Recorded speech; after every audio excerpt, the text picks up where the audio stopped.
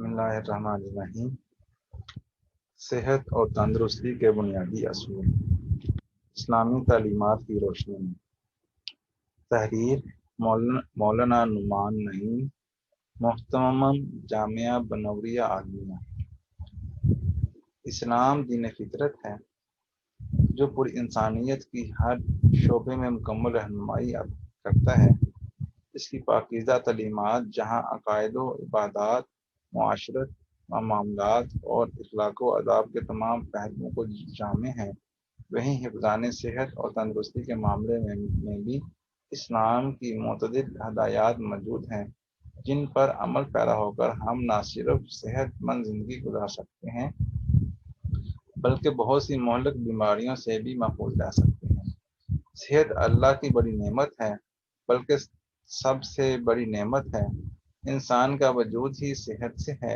اسلامی تعلیمات کے مطابق مضر صحت امور سے اجتناب کرنا چاہیے، جس میں زیادہ کھانا یا زیادہ سونا، یا کم کھانا یا کم سونا، یا حد سے زیادہ فارغ رہنا، غم اور ذہنی پریشانی کا شکار ہو جانا، یا اپنے آپ کو کسی بھی عمل میں اتنا منہمک کرنا جس میں جسم کی حرکت نہ ہو، جس سے موٹاپا آئے، راتوں کا جاگنا، دن کا سونا، یہ سارے امور صحت کے لیے نقصان دہ، باعث وبال جان ہوتے ہیں۔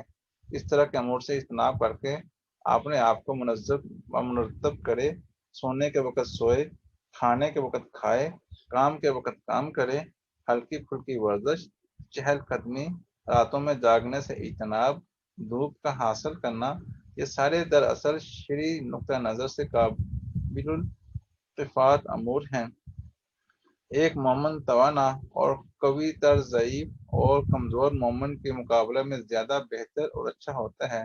ارشاد باری تعالیٰ ہے، جب میں بیمار ہوتا ہوں تو وہ شفا یاب کرتا ہے۔ اس سے معلوم ہوا کہ صحت کی مطلوب و مقصود ہے۔ ایک حدیث میں فرمایا گیا، تمہارے بدن کا بھی تم پر حق ہے اور تمہاری آنکھ کا بھی تم پر حق ہے۔ صحیح بخاری۔ ایک روایت میں فرمایا گیا، دو نعمتیں ایسی ہیں ان کے بارے میں بکثرت لوگ نقصان اور خسارے میں ہیں، یعنی ان سے کوئی ایسا کام نہیں لیتے جس سے دینی نفع ہو، ایک صحت اور دوسرے بے فکری۔ صحیح بخاری۔ اس سے پتہ چلا کہ زیادہ جاگنے اور بالکل بھوکے رہنے سے صحت خراب ہو جاتی ہے اور اس کا اثر انسان کے جسم پر پڑے گا اور وہ دوسرے فرائض کی ادائیگی کے قابل نہ رہے گا۔ صحت دنیا کی ان چند بیش قیمت نعمتوں میں شمار ہوتی ہے کہ جب تک یہ قائم ہے ہمیں اس کی قدر نہیں ہوتی، مگر جو ہی یہ ہمارا ساتھ چھوڑ دیتی ہے ہمیں فوراً احساس ہوتا ہے کہ یہ ہماری دیگر تمام نعمتوں سے کہیں زیادہ قیمتی تھی۔ جب ہم مختلف پیچیدہ امراض اور مہلک بیماریوں کو دیکھتے ہیں تو احساس ہوتا ہے کہ ہماری صحت اللہ تعالیٰ کا خصوصی کرم اور بہت بڑا احسان ہے، لیکن اس کے باوجود اکثر افراد اس نعمت عظمیٰ کی قدر نہیں کرتے، جیسا کہ نبی کریم صلی اللہ علیہ وسلم نے پیش گوئی فرمائی۔ دو نعمتوں کے حوالے سے عموماً لوگ دھوکے میں مبتلا ہوتے ہیں، صحت اور فراغت۔ بخاری و مسلم۔ ایک روایت میں ہے کہ ایک صحابی رضی اللہ تعالیٰ عنہ نے نبی کریم صلی اللہ علیہ وسلم سے عرض کیا کہ نمازوں کے بعد کیا دعا مانگوں؟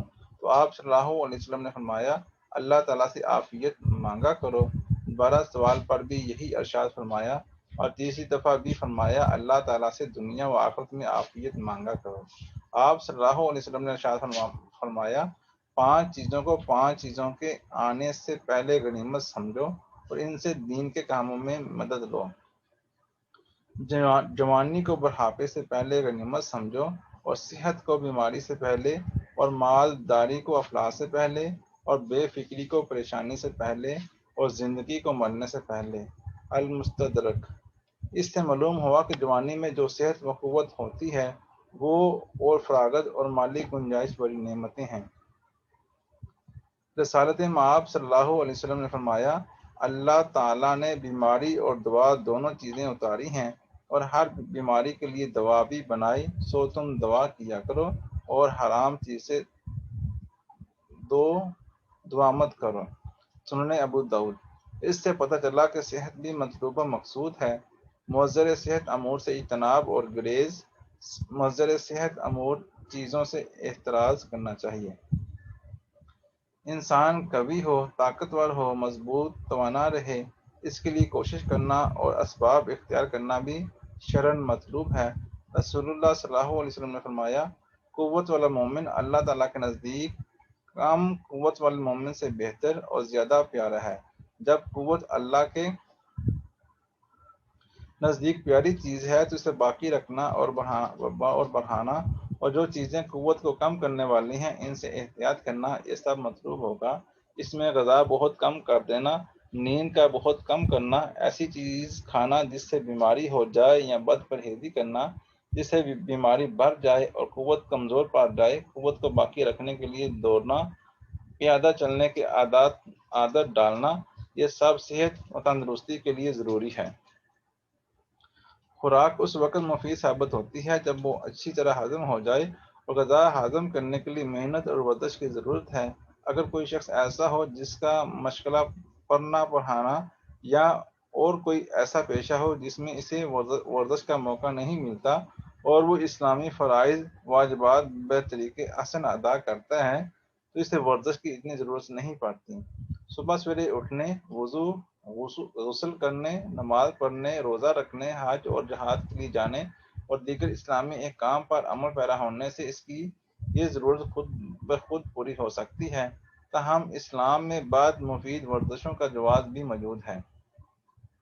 نیند بھی حفظان صحت کے لیے ضروری ہے۔ ایک صحت مند انسان کے لیے دن رات میں 8 گھنٹے کی نیند ضروری ہوتی ہے۔ محنت اور دن بھر کا کام کاج کرنے سے جسمانی قوتیں تھک جاتی ہیں اور آرام کی طلب ہوتی ہیں۔ اللہ تعالیٰ نے انسانی زندگی کو دن رات میں تقسیم کر کے اس فطری ضرورت کو پورا کیا ہے۔ ارشاد خداوندی ہے، خدا ہی تو ہے جس نے تمہارے لیے رات بنائی کہ اس میں آرام کرو، اور دن کو روشن بنایا کہ اس میں کام کرو۔ سورۃ المومن 61۔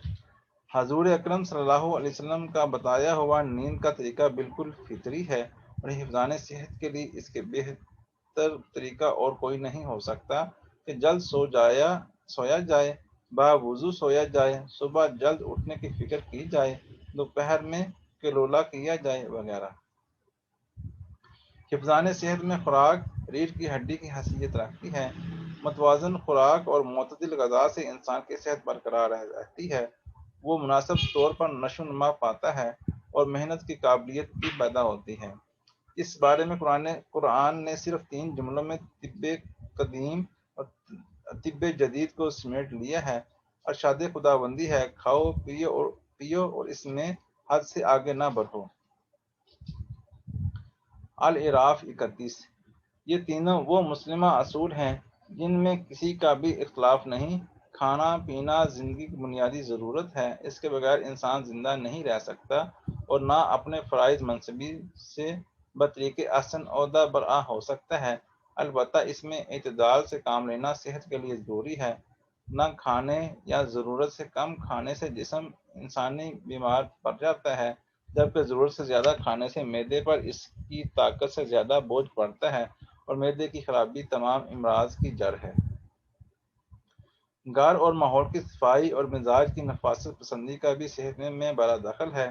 اسلام نے انسانوں سے یہی مطالبہ کیا ہے کہ ان کی پوری زندگی پاک صاف ہونی چاہیے۔ ارشاد ربانی ہے، اللہ تعالیٰ ان لوگوں کو پسند کرتا ہے جو توبہ کا رویہ اختیار کریں اور خوب پاکیزہ رہیں۔ سورۃ البقرہ 222۔ ایک حدیث میں طہارت و نفاست پر نبی کریم صلی اللہ علیہ وسلم نے فرمایا، پاکی نصف ایمان ہے۔ صحیح مسلم 322۔ مزید اس جانب توجہ دلاتے ہوئے ارشاد فرمایا، اللہ تعالیٰ پاک و صاف ہے اور پاکی و صفائی سے محبت رکھتا ہے، کریم اور سخی ہے، کرم اور سخاوت کو پسند فرماتا ہے، اس لیے اپنے گھر بار، صحن اور گلی کوچوں کو صاف ستھرا رکھو۔ البزاز فی مسندہ۔ اگر انسان اپنے آپ کو صحت مند اور توانا رکھنا چاہتا ہے تو اسے رسالت آب صلی اللہ علیہ وسلم کے بتائے ہوئے طریقوں کو اپنانا ہوگا۔ صبح جلدی اٹھنا، مسواک کرنا، جب بھوک لگے تب کھانا، پیٹ بھرنے سے قبل کھانا چھوڑ دینا یعنی کہ بھوک رکھ کر کھانا، سادہ غذا کا استعمال کرنا، صبح فجر کی نماز کے بعد واک کرنا، دوپہر کے کھانے کے بعد آرام کرنا، رات کے کھانے کے بعد چہل قدمی کرنا، کھانا کھانے سے قبل ہاتھوں کو دھونا، پانی کو 3 سانسوں میں پینا، پانی بیٹھ کر پینا، دسترخوان بچھا کر کھانا کھانا، پلیٹ وغیرہ اچھی طرح صاف کرنا، کھانے کے بعد ہاتھوں کی انگلیوں کو چاٹنا، نشہ آور اور مضر صحت چیزوں سے اجتناب کرنا وغیرہ۔ غرض صحت مند رہنے کے بے شمار اصول ہیں، مگر آج جدید سائنس نے یہ ثابت کیا ہے کہ صحت مند رہنے کے جو اصول اور طریقے رسول اللہ صلی اللہ علیہ وسلم نے بتائے ہیں، وہ اصول اور طریقے قیامت تک آنے والے انسان کے لیے مشعل راہ ہیں۔ اللہ حافظ۔